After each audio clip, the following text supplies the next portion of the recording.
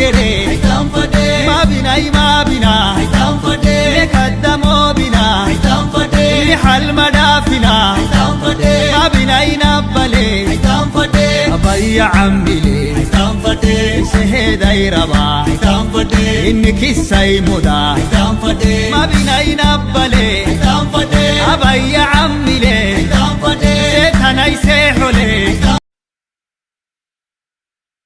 ሰላም ነዚ መደብ እትከታተሉ ዘለኹም ክቡራትን ክቡራንን ተኸታተልቲ መስመራት ዩቲዩብ እዚ ኤሪ ፍሪ ፕረስ ዝበሃል ሓድሽ ናይ ዩቲዩብ መስመር ምዃኑ እናሓበርና ዝተፈላለዩ ዜናታት ፖለቲካውያን ትንታነታት ሓበሬታታት ናባኹም ንምቕራብ ዓሊሙ ዝብገስ ዘሎ መስመር ሓቅን ፍትሕን ምዃኑ ንሕብር እዚ መስመር እዚ ንኽዓብን ናብ ብዙሓት ንኽባፅሕን ከምኡውን ዜና ሓበሬታን ትንታንን ሓቅን ፍትሕን ብእዋኑ ንምርካብ ሳብስክራይብ ላይክ ከምኡውን ኮመንት ብምግባር ነዚ ስዕቡብ መደባት ክትከታተሉን ናብ ካልኦት ከተካፍሉን ንዕድመኩም ንእትገብሩልና ድጋፍ ኣቐዲምና ንመስግን ንሎሚ ናብ ዘደለናዮ ባሕሪ ኤርትራ ብኢትዮጵያ ክውረር ተኣውጁ ዝብል ፈላሚ ጽሑፍ ከነስግረኩም ሰናይ ምክትታል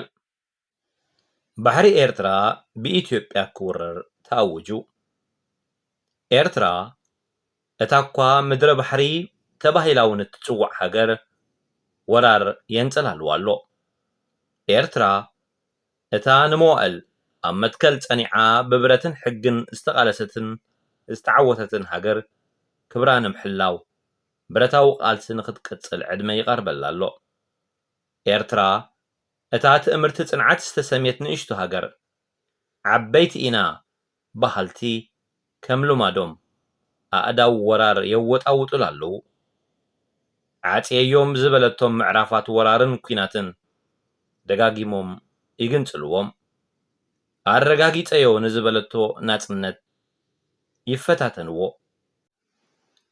ኣውሒሰዮ ንዝበለቶ ልዕላውነት ይደፍሩ ብቓልስን ብሕግን ዋንነታ ንዘረጋገፀትሉ መሬትን ባሕርን ንምምንዛዕ ይቀዳደሙ እቶም ትማል ንብምልእቲ ሃገር ዝጎበጡ ብድሕሪኡ ብሰበብ ባድመ ንሰፊሕ መሬታ ዝወረሩ ንኣስታት 10 ዓመታት ዝኣክል ኣብ ሰንፈላል ናይ ኣይሰላም ኣይኩናት ሓፁር ዝሓፀርዋ ጎረቤት ሕጂ ድማ ብምኽንያት ወደባዊት ከተማኣ ዓሰብን ብምስምስ መተንፈሲ ኣፍ ደገ ባሕርን ኩናት ካባኺ ኣይነርሕቆን ኢና ይብሉ ኣለዉ ኤርትራ ዘይተሓርዮ ነገር ብጎረቤታ ይሕረየላን ናብኣ ይስግደድን ኣሎ ኢትዮጵያ ከበሮ ኩናት ትድስቕ ከም ኣመላ ድማ ከም ጭጉራፍ ባዕላ ሃሪማ ባዕላ ምእዋይ ጀሚራ ኣላ ኤርትራ ግን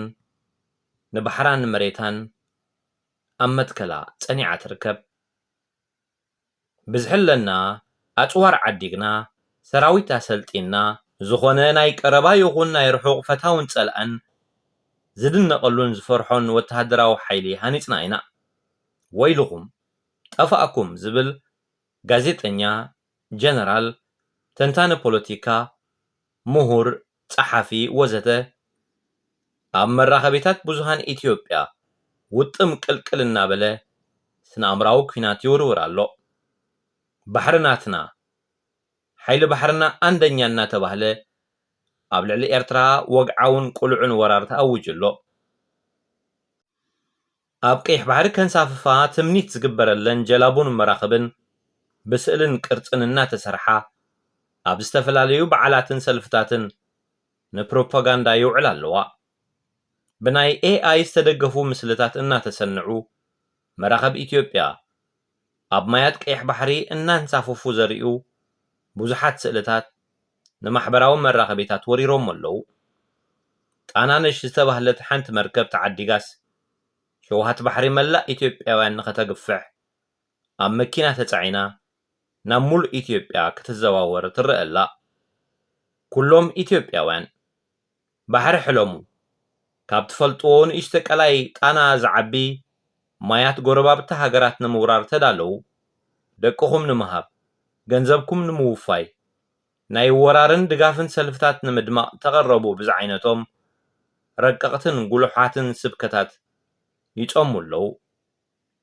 ኣይፋልኒ ኩናት ዝብሉ ብዙሓት ኢትዮጵያውያን እኳ እንተለዉ ገለ ናይ ስርዓት ሃይለ ስላሴ ናይ ስርዓት ደርጊ ናይ ስርዓት ህወሓት ኮነ ናይ ስርዓት ሰልፊ ብልጽግና ስብከት ዝዓጀቦም ወይ ዝደፈኖም ኢትዮጵያውያን መንእሰያት ኮነ ኣረግቶት ግን ቀይ ባህራችን በቀይ ደማችን ንዝብል ደም ዘጉስዖም ጭርሖ ክደጋግሙ ይስምዑ ኣለዉ።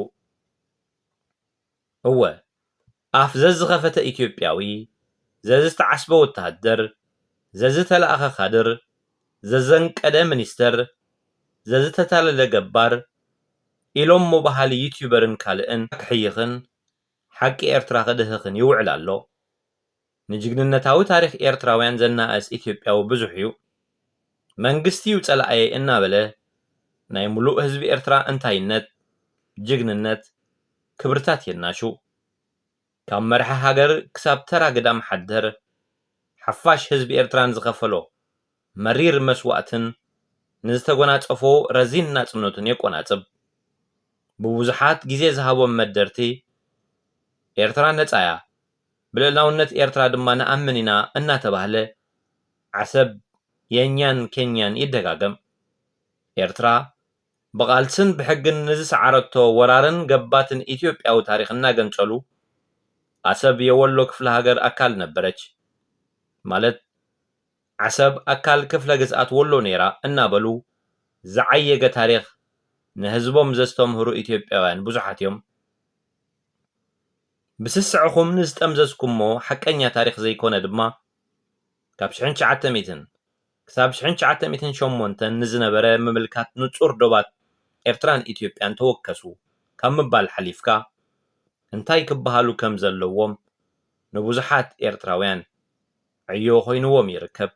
ኣብ ርእሲ እዚ ኣቐዲሙ ዝተነጸረ ልዕላዊ መስመር ዶባት ድማ ናይ ሚያዝያ 2002 ወሳነን ቀያድን ውሳነ ኮሚሽን ዶብ ኤርትራን ኢትዮጵያን ከም ተወሳኺ ሰነድ ንተመሃርኦምን መንእሰያቶምን ኣገንዚቦም ንሰላም ክሰርሑ ካብ ምዕዳም ወጻኢ ዛንታ ናይ ሓደ ወራሪ ሃፀይ ኮነ ንጉስ ምስማዕ ብብዙሓት ደለይቲ ሰላምን ፍትሕን ዝተጸየነ ኮይኑ ኣሎ።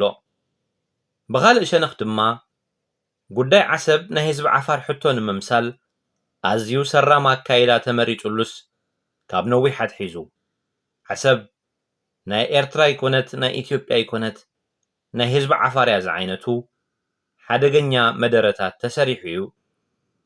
ከምዚ ዝበለ ሓደገኛን ንመግዛእታዊ ዶባት ኣፍሪቃ ኣብ ግምት ዘይእቱን መደረታት ብተራ ገለ ሰባት ዘይኮነ ብደረጃ መራሕቲ ሃገር ስብከት ክግበረሉ ኣዝዩ የሕፍርን የስግእን። ሓፋሽ ህዝቢ ኤርትራ ዓጽመ ደሙ ንዝኸፈለላ ልዕላዊት ኤርትራዊት ወደብ ዓሰብ ብኸምዚ ዝኣመሰለ ገስረጥ ስብከት ንምውናና ንዝሓልሙ ኢትዮጵያውያን ጎረባብቲ መዛግብቲ ናይ ምፋርቕ 2000 ዓመተ ምህረት ዝኾነ ግጥማት ግንባር ዓሰብ ገንጽሉ ካብ ምባል ሓሊፍካ ዝበሃል የለን። ሕቶ ኣፍ ደገ ባሕሪ ንመጋየፂ ዘይኮነ ናይ ህልውና ሕቶ እዩ እናተባህለ ህልውና ኤርትራ ኣብ ሓደጋ ንምውዳቕ ዘንቀደ ኢትዮጵያዊ ወራር ይበጋገስ ኣሎ።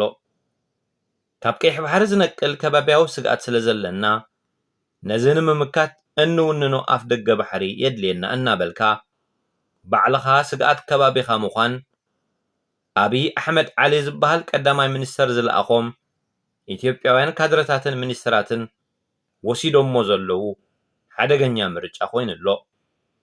እቲ ብልቡ ብናጽነት ኤርትራ ከይኣመነ ኣብ 2018 ውዕል ሰላም ኣስመራን ጅዳን ምስ ፕረዚደንት ኢሳያስ ኣፈወርቂ ብምስሉይነት ዝፈረመ ዶክተር ኣብይ ኣሕመድ ዓሊ ነታ ብፍቕሪ ጥራይ ክኸስባ ከም ዝኽእል ዝመደረላ ካብ ጎበጣ ካድረታት ሕወሓት ኣድሒና ስልጣን ዘውሓሰትሉ ኤርትራ ክወራን ክደፍራን ወሲኑ ኣሎ።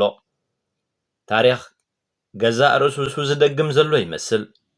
ብምሕል ጥልም እትልለ ኢትዮጵያ ንኤርትራ ደጋጊማ ክትጠልማ ትርአ።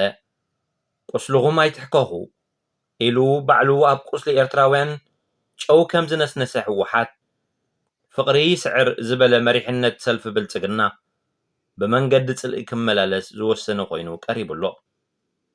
ኣብ ቀረባ መዓልታት ኣብ ቴሌቭዥን ኢትዮጵያ ቀሪቡ ቃለ መሕትት ዘካየደ መስራቲ ናይቲ ኣብ ክልላት ኦሮምያ ትግራይን ኣምሓራን ኣንጻር ገዛእ ህዝቡ ተኸታተልቲ ኩናት ዝወልዐ ሰልፊ ብልጽግና ዝኾነ ቀዳማይ ሚኒስተር ኢትዮጵያ ኣብይ ኣሕመድ ዓሊ ኣብ ህይወቱ ዘጣዕስዎ ነገራት ክገልጽ ሓቲቱ ኢትዮጵያ ባሕሪ ዝሰኣነትሉ ኣገባብ ኣዝዩ ከም ዘጣዕሶን ንዕኡ ንምምላስ ዝከኣሎ ክገብር ምዃኑን ተዛሪቡ። እዚ ሰብ እዚ ኣብ ባይቶ ኢትዮጵያ ደጋጊሙ ቀሪቡ እውን ንዋንነት ባሕሪ ዝምልከቱ ሰፋሕቲ መደረታት ኣቕሪቡ እዩ። ንሓካይም ስነ ጥበበኛታት፣ ወነንቲ ትካላት፣ ምሁራት፣ ኣምባሳደራት ወዘተ እናኣከበውን ባሕሪ ክኾምስዕ ተሰሚዑ።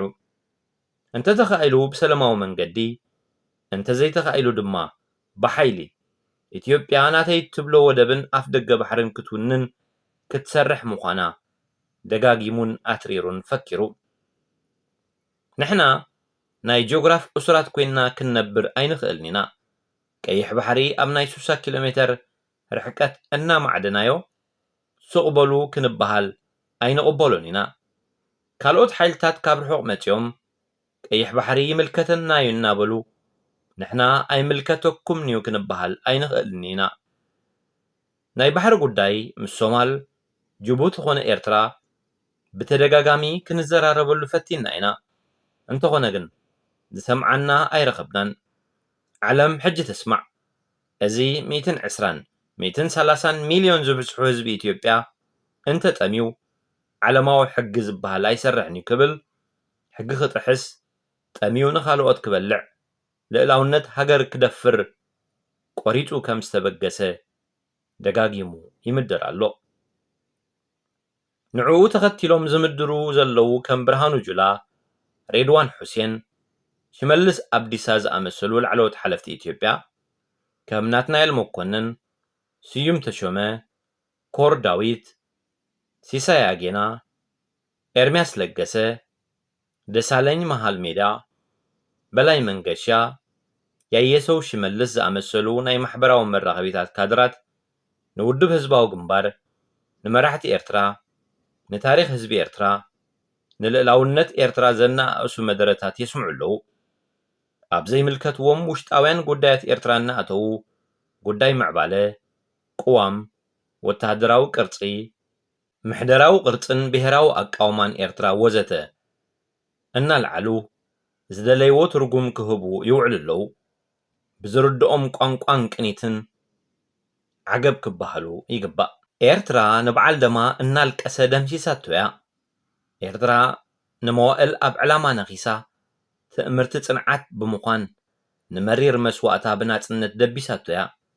ኤርትራ ልዕላዊት ሃገር እያ። ንልዕላዊ ባሕራን መሬታን ናይ ምክልኻል ድማ ልኡላውን ሕጋውን መሰል ኣለዋ።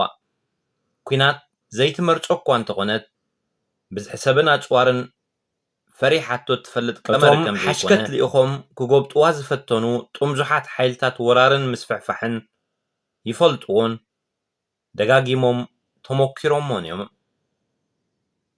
ባሕሪ ልኡላዊት ኤርትራ ኣብ ኢትዮጵያዊ ኣእዳው ዝወድቀሉ ኣገባብ ብህንጡያት ኢትዮጵያውያን ይሕለም እንተሎ ኤርትራውያን ኣብ ጉዳይ ልዕላውነት ኢትዮጵያ ዘለዎም ኣጠማምታ ክቕይሩ ከም ዝግደዱ ኩሎም ኢትዮጵያውያን ክሕበሩ ጊዜኡ ኣኺሉስ ሓሊፍዎ እዩ። ምኽንያቱ ክብረት ደፊርካ ዝርከብ ክብረት ስለ ዘየለ። ክቡራትን ክቡራንን ተኸታተልትና ንሎሚ ዝበልናዮ እዚ ክትከታተልዎ ጽናሕኩም እዩ ነይሩ። ስለምክትታልኩም ኣዚና ነመስግን። ኣብ ዝቕጽል ብኻልእ ትሕዝቶ ክንምለሰኩም ኢና። ኣብ መእተዊ ከም ዝገለጽናዮ ግን እዚ መስመር ሓድሽ መስመር ስለ ዝኾነ ሳብስክራይብ፣ ሼር፣ ላይክ ክትገብሩን ንዝህልወኩም ርእይቶ ክትጽሕፉልናን ንዕድመኩም። ኣዳለውትን ኣቕረብትን ኤሪ ፍሪ ፕረስ ኣብ ዘለኹሞ ሰላም ጥዕናን ዓወትን ንምነየልኩም ودحنكم